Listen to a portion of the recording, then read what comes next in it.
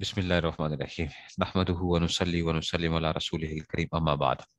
اب آگے خطبات حکیم الامت میں آگے ہے ضرورت استاد۔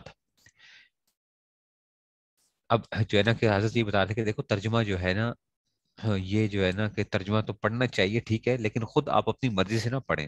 اسی کے آگے بتایا جا رہا ہے کہ دیکھو استاد کی ضرورت پڑتی ہے، اس لیے ترجمہ پڑھنے کے لیے کسی قانون شریعت جاننے والے مولوی کو کیا جائے، منتخب کیا جائے اور اسے تمام ترجمہ پڑھ لیا جائے۔ اور یہ نہ سمجھنا چاہیے کہ جب قرآن کا اردو میں ترجمہ ہو گیا ہے تو اب اس کے پڑھنے کی کیا ضرورت ہے، وہ تو خود ہماری زبان ہی ہے۔ بات یہ ہے کہ ترجمہ سے صرف عربی ترکیب اور لغات حل ہو جائے گی، یعنی آپ کو صرف میننگ سمجھ، مگر قرآن کوئی مقامات حریری تو نہیں، یہ کتاب ہے عربی کے اندر جو پڑھائی جاتی ہے مقامات حریری تو نہیں کہ صرف حل ترکیب و لغات اس کے معنی سمجھنے کے لیے کافی ہو جائے، یعنی آپ کو اس کے میننگز پتہ چل جائے، یہ کافی نہیں ہے اس میں سے۔ قرآن میں تو بڑے بڑے علوم یعنی عقائد و تزکیہ اخلاق، اخلاق کی صفائی جو ہے نا، اخلاق کو درست کرنا اور فقہ وغیرہ مذکور ہیں۔ جب تک ان کو نہ بیان کیا جائے اس کا مطلب حل نہیں ہو سکتا، اور جو شخص ان علوم سے خود ہی واقف نہیں اور نہ کسی واقف سے پڑھتا ہے، وہ اگر خالی ترجمہ دیکھے گا تو اندیشہ ہے کہ وہ مرجیہ و قدریہ کا ہم عقیدہ ہو جائے۔ یہ وہ غلط وہ تھے فرقے تھے، مرجیہ قدریہ وغیرہ، اس طرح پہلے زمانے غلط فرقے جو ہوتے تھے یہ ہوتے تھے، تو کہتے ہیں ان کا کوئی ہم عقیدہ نہ ہو جائے، کیونکہ ہر فن و ہر کتاب کی خاص اصطلاحیں ہوتی ہیں جو محض ترجمے سے بدون استاد کے بتلائے حل نہیں ہو سکتی۔ مطلب ہے ہر چیز کی اپنی کچھ ٹیکنیکل ٹرمز ہوتی ہیں جس کو آپ استاد آپ کو بتاتا ہے۔ یہ شخص قرآن کا مطلب ویسے ہی سمجھے گا جیسا کہ کسی شخص نے گلستان کے اس شعر کا مطلب سمجھا تھا۔ یہ فارسی کی کتاب ہے، شیخ سعدی کی گلستان جو ہے، تو اس میں سے کیا، دوست باشد کہ گیرت دستے دوست در پریشاں حالی و در ماندگی۔ اس شخص نے بھی اس شعر کا محض ترجمہ دیکھا تھا کہ دوست وہ ہے کہ پریشان حالت و خستگی میں دوست کا ہاتھ پکڑے۔ اس نے ترجمہ ہی پر عمل کیا کہ ایک روز کسی موقع پر اپنے ایک دوست کو پٹتے ہوئے دیکھا تو اس کے دونوں ہاتھ پکڑ لیے، دشمن نے اور جی کھول کر اسے پیٹا، اس نے ہر چند ہاتھ چھڑائے مگر اسے نہیں چھوڑے۔ جب وہ خوب پٹ چکے اور مارنے والے نے بھی مار کر چھوڑ دیا تو اس دوست کو اس پر بڑا غصہ آیا اور اس نے اسے بہت برا بھلا کہا کہ ایسے وقت میں امداد تو نہ ہو سکی اور الٹا دوستی کا یہ حق ادا کیا کہ میرے ہاتھ بھی پکڑ لیے۔ اب یہ حیران ہے کہ میں نے تو شیخ سعدی رحمۃ اللہ علیہ کہنے کے موافق دوستی کا حق ادا کیا تھا، یہ خفا کیوں ہوتا ہے؟ اور اسے کہا کہ بھائی میں نے دوستی کا حق ادا کرنے میں کوتاہی نہیں کی، میں نے تو وہی کیا جو گلستان میں شیخ فرماتے ہیں، دوست باشد کے گیرت دست دوست، دوست وہ ہے جو اپنے دوست کا ہاتھ پکڑے۔ تو صاحبو، اس شخص نے ترجمے میں کوئی غلطی نہیں کی تھی، مطلب یہ تھا، شیخ سعدی نے کہا نا کہ دوست وہ ہوتا ہے جو انسان پریشانی کی حالت میں تمہارا ہاتھ پکڑ لے۔ اب اس کو پھینٹی لگ رہی تھی، مار پڑ رہی تھی، اسے جا کے اپنے دوست کا ہاتھ پکڑ لیا کہ چل میں تیرے ہاتھ پکڑ لیتا ہوں، دوسرے نے خوب مارا اس کو، تو ترجمہ تو ٹھیک تھا، دوست باشد کے گیرت دستے دوست۔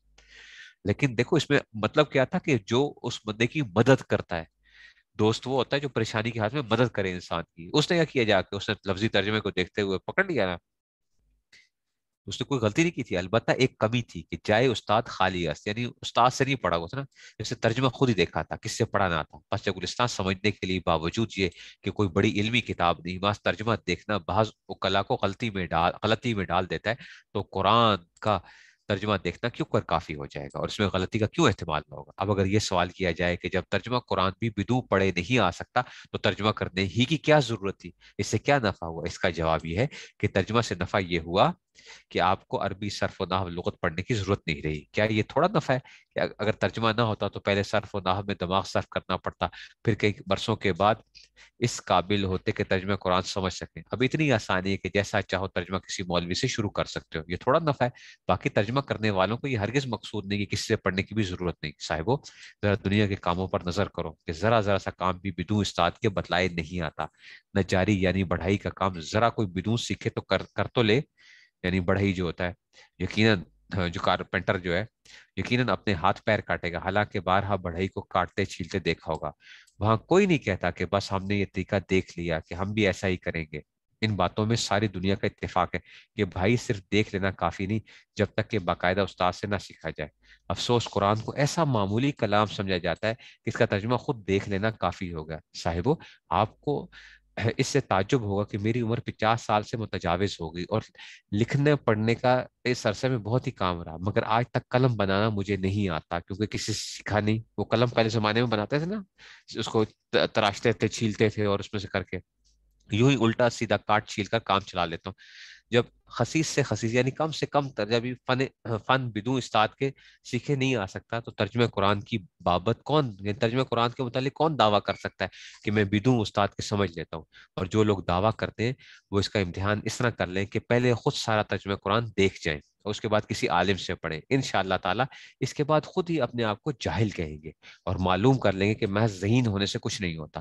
تو میں یہ کہہ رہا تھا کہ تدبر قرآن کے لیے سب کو مولوی بننا ضروری نہیں، بلکہ قرآن میں تدبر کی اور بھی سہل صورتیں ہیں جو بدون مولوی بنے حاصل ہو سکتی ہیں، مگر اسے یہ نہ سمجھنا چاہیے کہ جب بدون ترجمہ پڑھے تدبر نہیں ہو سکتا تو قرآن کی تلاوت کرنا بھی فضول ہوا۔ بات یہ ہے کہ فضول اور بیکار وہ ہے جس میں کوئی نفع نہ ہو۔